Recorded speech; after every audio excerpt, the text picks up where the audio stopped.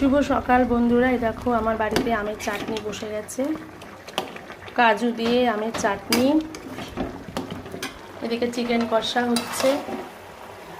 আজকে বাড়িতে একটু গেস্ট আসবে, লোকজন আসবে। গেস্ট বলতে বলেই দিই, গত বুধবার জামাই ষষ্ঠী ছিল, তো সেদিনকে আমি যেহেতু কাজ করি, জব করি, একটা বাড়িতে ছিলাম না।